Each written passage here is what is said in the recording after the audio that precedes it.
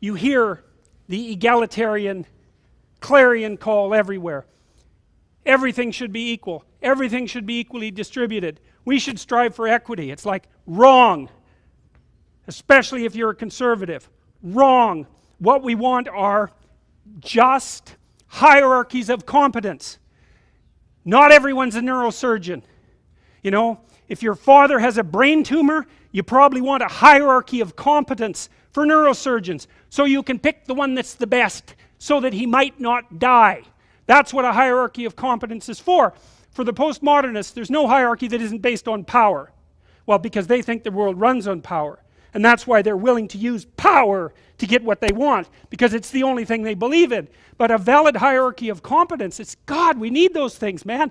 We need the best plumbers. We need the best contractors. We need the best carpenters. We need the best lecturers. There has to be a hierarchy of quality, not only so that we know who the best are and can reward them properly, but so that we can reward them so they keep being the best. It's like, you know, if you have a great educator, if you have a great leader, if you have a great thinker, you want to reward them so they keep thinking and they keep educating so they can tell you something. It's not a reward for their intrinsic being. It's a calculated move on your part to suck everything out of them that's valuable as fast as you can. That's what a hierarchy of competence is for.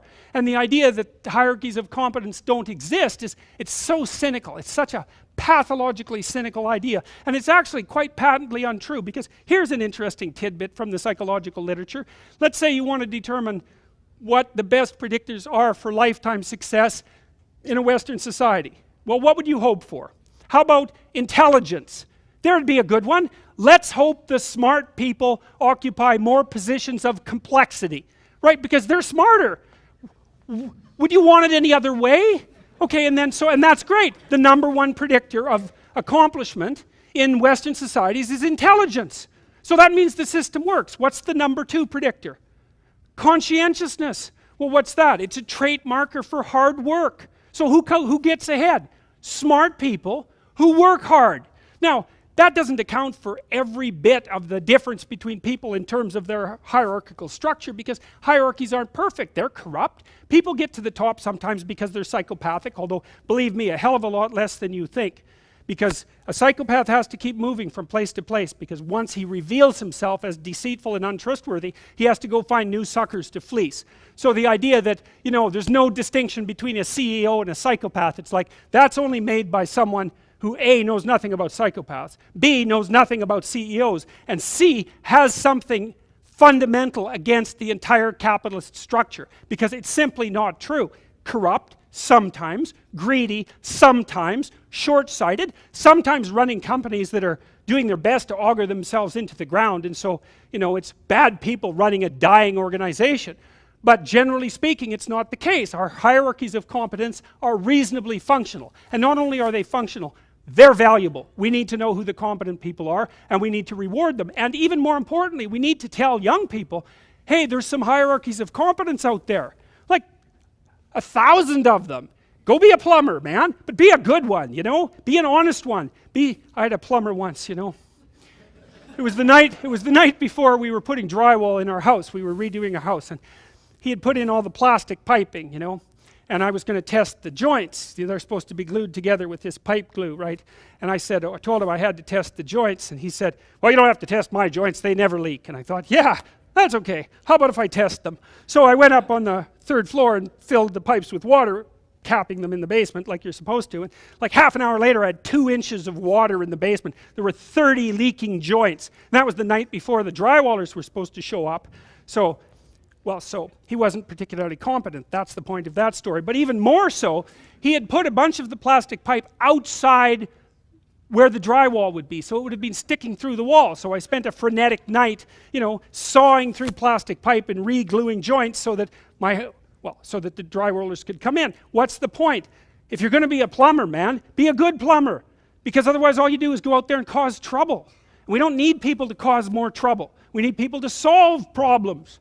You know, and so you can be a tradesman, and you can make a lot of money as a tradesperson. It's a bloody, reliable, honorable, forthright, productive way of making a living. And there is a hell of a lot of difference between a working man who knows what he's doing and one who doesn't, both in terms of skill and ethics, right? And you work with someone who knows what they're doing, it's a bloody pleasure. They tell you what they're going to do, they tell you how much it will cost, they go and do it, it works, and you pay them. Perfect. Everyone's happy. And that's what happens when you have genuine hierarchies of competence. And so you listen to these panderers of egalitarianism and equity, and they fail to recognize completely that there are differences in rank between people. It's not such a terrible thing, man. Maybe you wouldn't be a great lawyer. Like, it's certainly possible. Most people aren't. But that doesn't mean there isn't something you could be great at. There's lots of hierarchies to attempt to climb, and if you fail in one, go try in another. But the point is, you're still trying to aim for the top, and what the hell are you going to do if you don't try to aim for the top? You know, flap about uselessly and whine about your life? It's not helpful. It'll just make you miserable. You're not reliable to anyone. You can't help out in a crisis. It's like, so you tell young people, and this is another message for conservatives, like, I don't care what you're going to do, but go out there and make something of yourself for God's sake. Be an honest person and work and get to the top of whatever it is that you want to get to the top of.